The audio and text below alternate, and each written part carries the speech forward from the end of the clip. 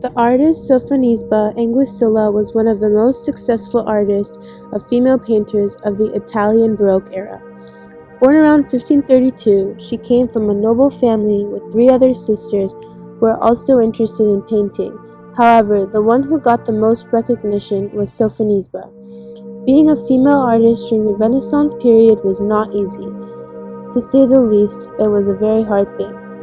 In an artistic world dominated by male artists such as Michelangelo, Titian, Caravaggio, and Rubens, there was no place for an ambitious and talented female artist.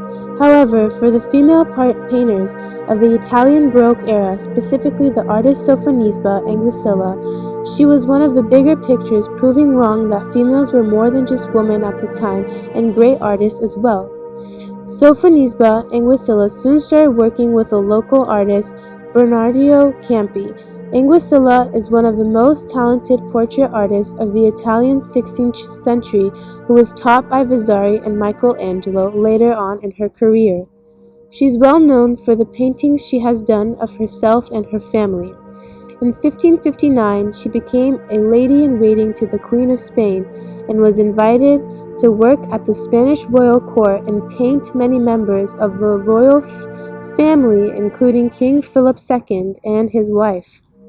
Interestingly, Sofonisba Anguissilla had painted at least 12 self-portrait paintings at the time of the Renaissance, when it was not a particularly common subject for artists. However, this is not the case for Anguissilla.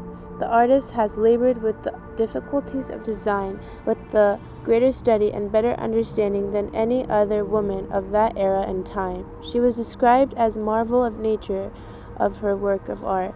She was also noted to be virtuous and beautiful, and educated conversationalist, all of which endeared her to Spanish and Italian nobility, and in no way did she threaten the cultural norms about what women could do or not do. She turned cultural limitations into her advantage, surpassing all expectations and becoming one of the most famous painters of her era. Since the beginning of art history, women have struggled to find equality in the world, including equality in the practice of art making. Due to scientific theories about reproduction, women have been taught to be inferior to men, unable to create and unequipped to create new and unique artworks. However, we see through Sofonisba's raising awareness about the falsity of these ideas through her artwork. The artwork Sofonisba Anguissilla's self-portrait, made in 1556, is a self-portrait created using watercolor on parchment, reflecting the female painters of the Italian Baroque era. Sofonisba can skillfully portray herself with a high level of detail, capturing her likeness and expression realistically.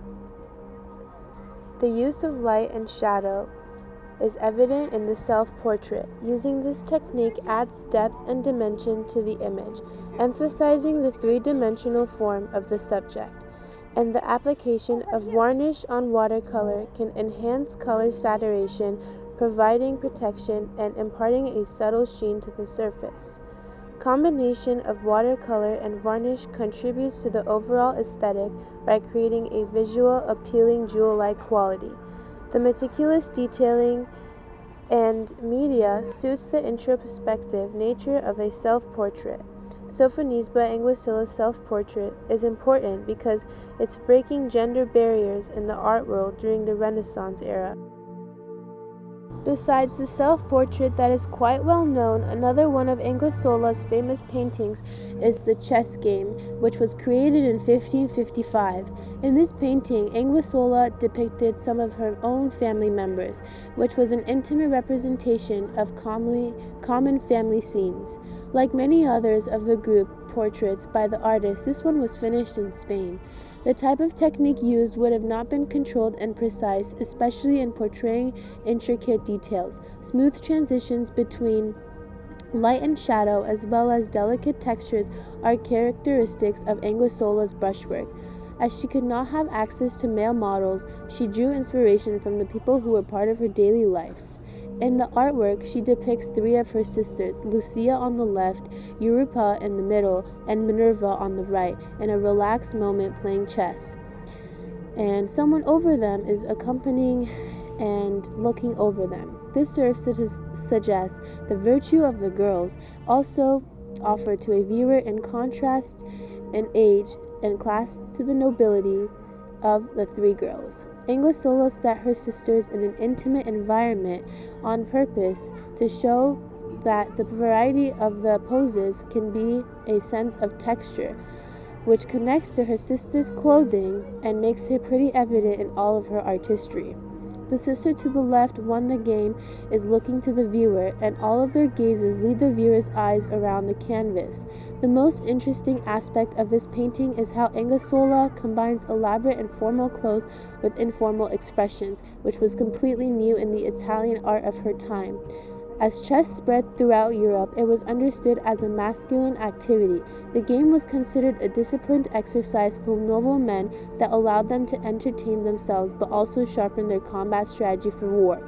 However, in Sofonisba's paintings, she changed that idea and portrays three women playing chess.